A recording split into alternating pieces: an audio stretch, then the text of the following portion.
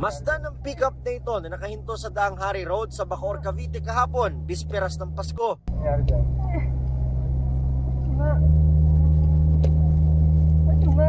Nagkabanggaan yata sila. May nakatigil na pick-up dun sa gitna ng Daang Hari. Tapos meron siyang kausap, and then moving forward, nakita naman namin na may nakastop na SUV. So parang merong accident na nangyari, nag-uusap sila. Nilampasan ng may dashcam na sasakyan ng pickup. Pero ilang sandali pa, sumulpot na lang ang humaharurot ng pickup. Nagpagewang-gewang hanggang sa nabanggang isang motorsiklo. Kumailalim ang rider na nagulungan pa ng pickup. Sabog yung dala. Dinaganan niya pa. Medyo mabilis yung takbo niya, and then basa din yung daan. Pag preno niya, inabot niya pa rin yung motor sa harapan. Kaso hindi niya siguro alam na nasa ilalim niya yung rider. Tapos tinabi niya, kaso nasagasaan niya. Naisugod naman sa ospital ang rider matapos isumbong ng may-ari ng dashcam sa mga pulis ang insidente. Ayon sa Bacoor Police, patuloy ang backtracking para malaman kung sino ang nagmamaneho ng pickup. Kasalukuyan ang nagpapagaling sa bahay ang rider na desididong magsampa ng reklamo.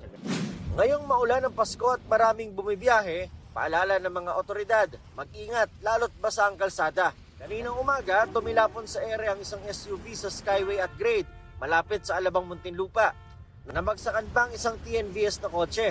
Sa kwento ng TNVS driver, lumipad mula sa kabilang linyang puting SUV, tumama sa poste at nang pabagsak na, nahagip ang kanilang sasakyan. Lumipad siya Paglipad niya, bumunggo siya sa poste, tapos pagbunggo niya sa poste, tumagilid.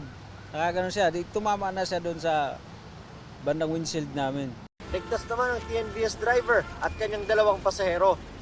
Tumanggi magpa-interview ang SUV driver na may galos sa likod at paika-ika maglakad. Pero paliwanag niya sa TNVS driver, Kinat daw siya ng jeep, kaya siya sumalpok doon sa pader. umaasa ngayon ang danyos ang TNVS driver, lalo't sa kaibigan niyang sasakyan. Umahati nga lang po sa ganito, yung speed limit medyo babaan pa nga natin kasi unang-una napakaluwag po ng kalsada at madulas, nagulan po ngayon. Huwag natin samantalayin yung kaluwagan dahil baka mamaya tayo naman po ang ma-aksidente.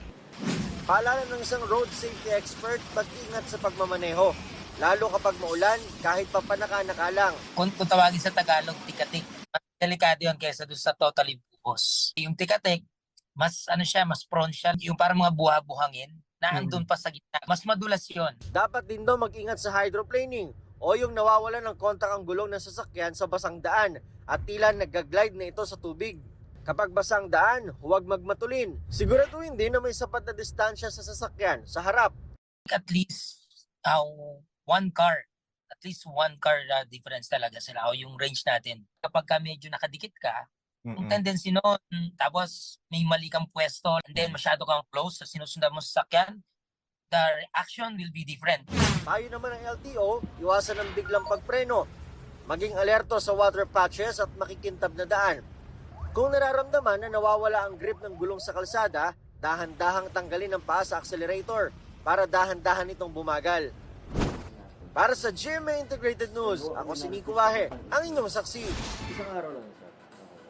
Pag mabilis lang. Lalo pag may...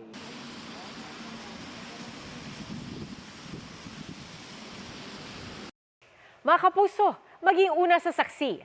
Mag-subscribe sa GMA Integrated News sa YouTube para sa iba't ibang balita.